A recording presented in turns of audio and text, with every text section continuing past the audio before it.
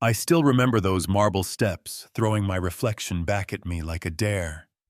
Mason on my left hip, Levi on my right, a diaper bag carving a groove in my shoulder, and a rule I could recite in my sleep: no children in this house ever, not on Mondays, not when a pipe bursts at the daycare, not when rent is due and mercy is short.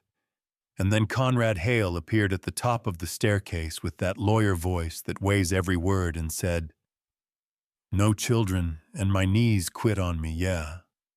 That happened.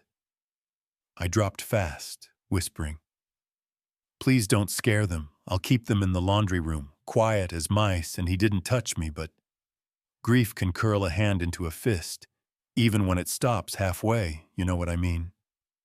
So he docked a week's pay and told me to have them out by 5, and I thought that was the end of my job and the beginning of a problem I couldn't afford. I tucked the boys on a folded blanket. Miss Ruth slid my way. Carlton set 2 apples nearby without looking up, like apples.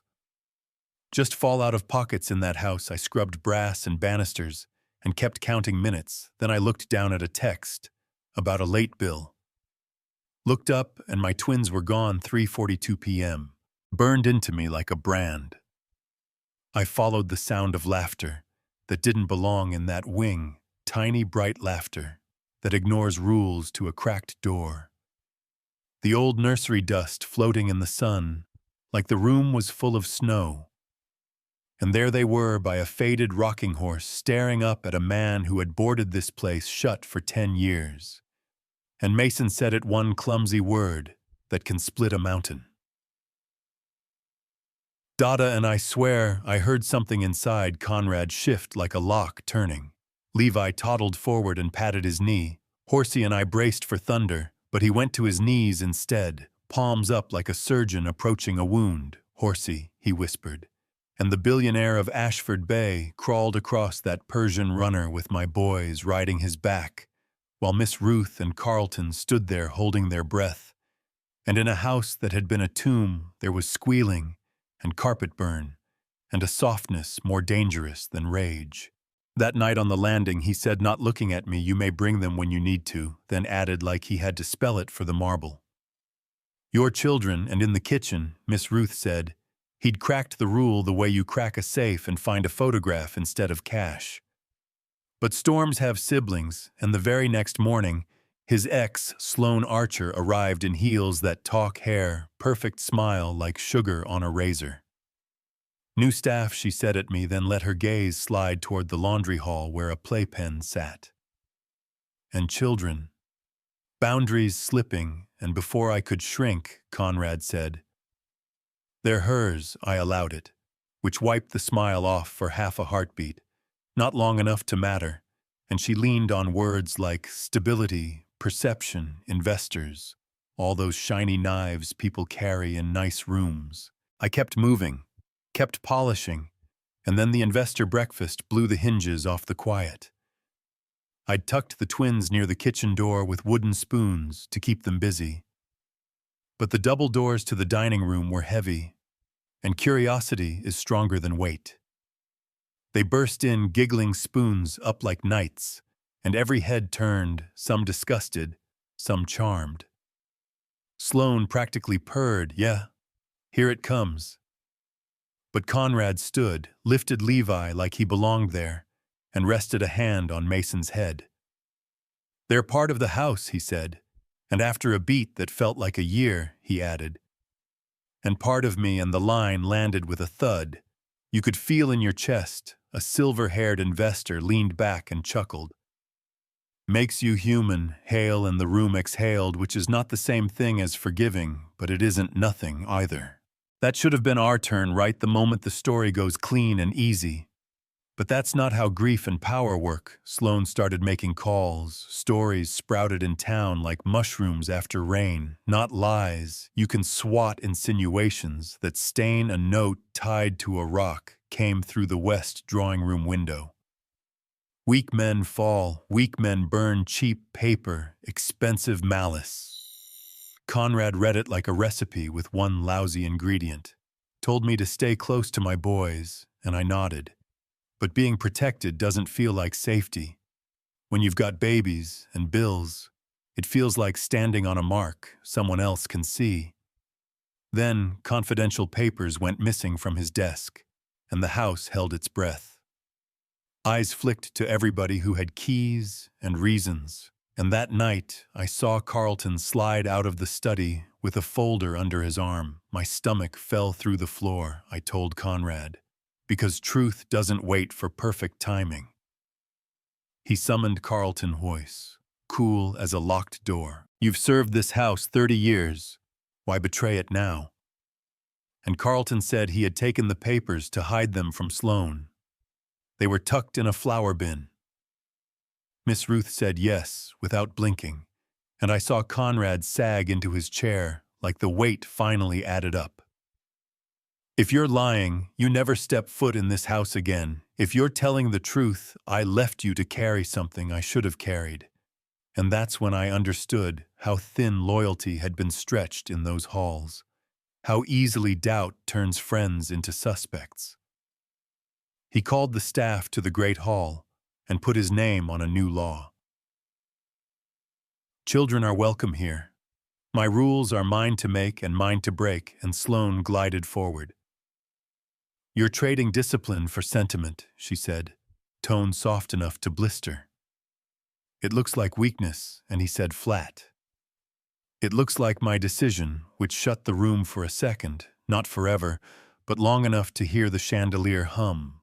The board came next, the press, the donors, the people who measure life in optics, and Conrad stood in the library and laid out numbers, then something better. You call it weakness, I call it purpose, you call it distraction, I call it life. And the silver-haired man nodded like he was apologizing to his own heart. Lead like that, and we'll follow, and you could feel the other men try on that sentence to see if it fit. Some kept it, some didn't, and the charity gala hit anyway. Sloane shimmering under the lights, the quartet playing songs that make money feel noble, me carrying a tray and catching whispers like burrs. She raised a glass. Conrad, your halls sound like a playground again. Should we guess why? And he said, I decided this house would be alive. A woman who works here has 2 sons I won't punish. Innocence to protect an image I don't believe in. The past is loud, it doesn't get the last word. And he didn't look at me when he said it. He didn't have to. The room heard some, nodded, some frowned. Sloane's smile didn't crack, but her hand trembled, and that was enough for me to breathe. After the guests left, I found him by the garden fountain, with his jacket off, and his face softer than stone. I told him, truth makes enemies enemies. Don't play fair. He looked at me like he was memorizing my edges, then they go through me first. And if you know what it's like to be the one always promising, you know how it feels to finally hear it offered back. It steadies you and scares you at the same time. 2 days later, another note arrived. The past keeps receipts, creamy, envelope, neat letters, the kind of threat that pretends it's etiquette. I taped it inside a cabinet to remind myself the storm hadn't left. It had only shifted, but the house changed anyway. Small things that are the real victories. Mason and Levi chasing dragonflies in the south garden. Carlton telling bad jokes on purpose, Miss Ruth humming while she stirred gumbo. Conrad sometimes sitting at the staff table and eating cornbread. Slow, listening more than he talks. Letting silence be peace instead of punishment. And yeah, people in town still glance like, I've got a price tag, and some donors pulled their names, and there are rooms where my name still gets spoken like a warning. But rules that kill joy are best when they stay dead, and that one is gone. I won't lie to you and pretend we tied a bow on it. Sloane isn't finished. She cornered me in the East Corridor one afternoon. Perfume, first smile, second. You found his bruise and you press it when you pass. Clever, she said, and I told her, I'm just trying to keep my boys fed. And she leaned in like a cobra. Then keep them far away because when the walls fall, they fall hardest on the small. And I hated that one sentence almost more than all the others, because it had a piece of truth in it, but truth isn't her weapon. Fear is, and fear is a habit. You can unlearn one stubborn breath at a time. So here's where I leave you for now, with a house that breathes again, and a man who finally said out loud that compassion isn't a liability, with two little boys who taught a billionaire how to crawl, and a woman who learned she wasn't invisible the moment she stopped asking to be with an ex-wife circling like weather, and a staff that planted their feet anyway, and a question that keeps hanging in the air like thunder that might be passing or might be coming back around. Tell me in the comments if you think Conrad was right to break his own rule, or if you see it as weakness. Tell me if you've worked where image mattered more than humanity, and what it cost. Tell me if you've been the person who wasn't supposed to be in the room, and how you walked in anyway. Rate the story. 1 to 10. Tell me where you're watching from, and if you've ever had to carry your past like a brick just to make it through a doorway. Say it out loud. You might find someone here who knows exactly what you mean.